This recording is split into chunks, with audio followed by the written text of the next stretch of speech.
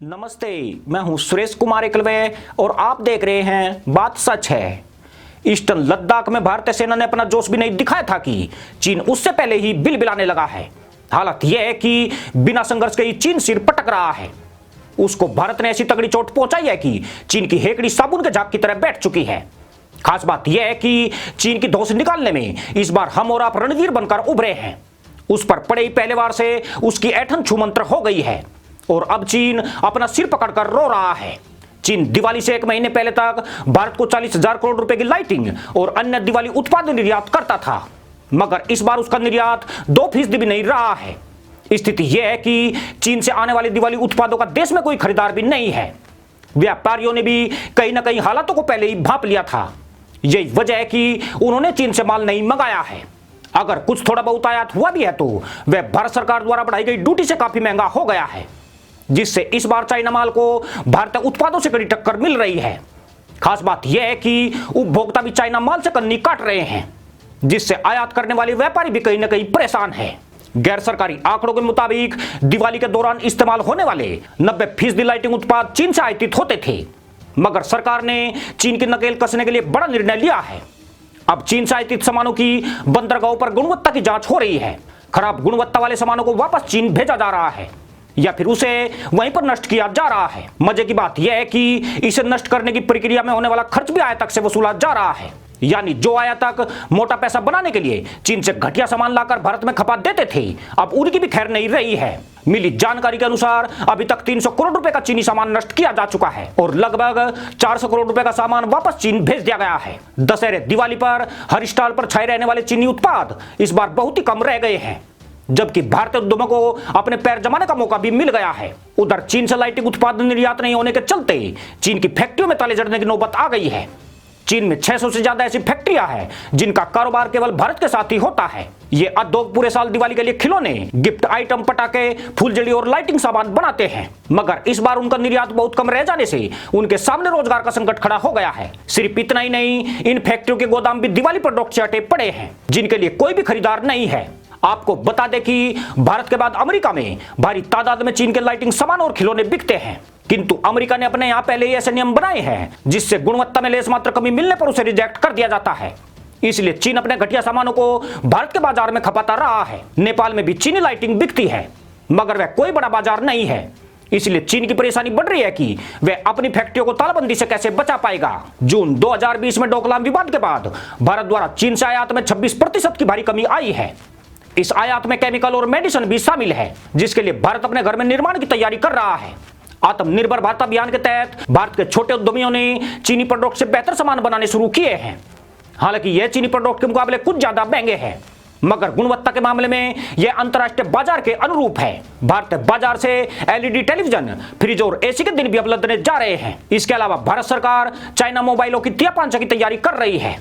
सरकार ने मोबाइल में लगने वाले सभी कलपुर्जे भारत में ही बनाने का आदेश दिया है, ताकि मोबाइल में लगने वाले चीनी पार्ट्स का आयात पूरी तरह समाप्त किया जा सके।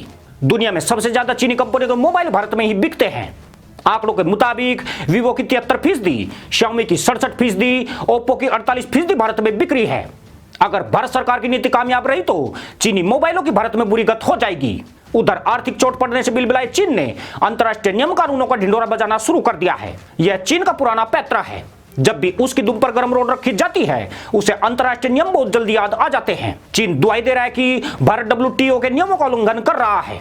चूंकि भारत और चीन दोनों विश्व व्यापार संगठन के सदस्य हैं, ऐसे में भारत WTO के नियमों के तहत चीनी माल पर टैरिफ या गैर टैरिफ प्रतिबंध लगाकर चीनी माल को नहीं रोक सकता है। लेकिन यदि आयातित वस्तुएं घरेलू नियम कानून, तकनीक ब्यौरे, गुणवत्ता और पर्यावरण संबंधी सुरक्षा मानकों के मुताबिक ना हो तो उन्हें प्रतिबंधित किया जा सकता है।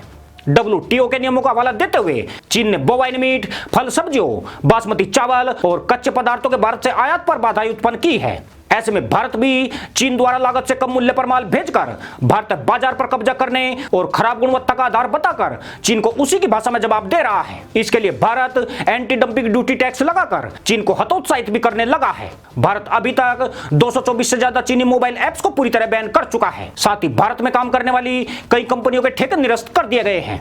इससे चीन को अभी तक 1.5 लाख करोड़ रुपए की चपत लग चुकी है। यह चीन के लिए ऐसी चोट है जिससे चीन के लिए उबर पाना आसान नहीं है। मजे की बात यह है कि भारत सरकार जिस तरह चीन पर आर्थिक हमले कर रही है उससे यह नुकसान और ज्यादा बड़ा होता जाएगा। भारत के इस कदम से चीन पर जहां आर्थिक दबाव बढ़ने लगा है वहीं उसकी अकड़ भी टूट रही है। साल 2016-17 में भारत चीन व्यापार 71 अरब 47 करोड़ डॉलर का रहा था। चीन को भारत से 10 अरब 19 करोड़ डॉलर के सामान का निर्यात किया गया था, जबकि चीन से आयात का मूल्य 61 अरब 28 करोड़ डॉलर के करीब था, जिसमें व्यापार घाटा 47 अरब 68 करोड़ डॉलर का रहा था। साल 2018-19 में यह कारोबार 90 अरब 68 करोड़ डॉलर के करीब पहुंच गया, जिसमें चीन ने मात्र 17 अरब 95 करोड़ डॉलर का आयात किया था, जबकि उसने भारत को 74 अरब 72 करोड़ डॉलर के मूल्य का निर्यात किया था। यानी चीन के साथ भारत का व्यापार घाटा सदैव बढ़ता चला गया और चीन भारत से अरबों रुपए की कमाई करके उसका इस्तेमाल भारत के खिलाफ ही करता रहा। परंतु अब लगता यूं है कि चीन की बर्बादी का अध्याय फिर से शुरू हो रहा है। भारत की मोदी सरकार चीन पर जिस तरह आक्रामक है उससे लगता नहीं है कि चीन का पीछा इतनी आसानी से छूटने वाला है। चीन पर कठोर एक्शन के लिए मोदी सरकार विशेषज्ञों और उद्योगपतियों से राय मशवरा करके लगातार बड़े फैसले ले रही है। उसके द्वारा ऐसे कदम उठाए जा रहे हैं जिससे WTO के नियमों का उल्लंघन भी नहीं हो और चीन का रस भी पूरी तरह निकल जाए। यानी भारत सांप भी मर जाए और लाठी भी ना टूटे की नीति पर आगे बढ़ रहा है। भारत को इसमें लगातार सफलता भी मिल रही है, क्योंकि भारत के फैसलों से चीन से आयात में आई अभूतपूर्व गिरावट ने चीनी मैन्युफैक्चर में हड़कंप मचा दिया है। वहां हालात गंभीर हो रहे हैं और ग्लोबल टाइम्स अभी भी कामधेनु के गोबर से बनने वाले दियों को लेकर पर्यावरण की दुहाई देता फिर रहा है। यानी पर्यावरण की खाट खड़ी करने में जो चीन सभी नियम कानून को ठेंगा दिखाता है वह उसका हितैषी बनने की नौटंकी कर रहा है। चीनी प्रोडक्ट का बहिष्कार करके हम सभी ने साबित कर दिया है कि देशवासियों के लिए देश सर्वोपरि होता है। चीन अगर भारत से जंग से पहले घुटनों पर है तो यह भारतीयों की ताकत का कमाल है, जिन्होंने साबित किया है कि चीनी सामानों की चमक दमक में उनका देश प्रेम धूमिल नहीं हो सकता है।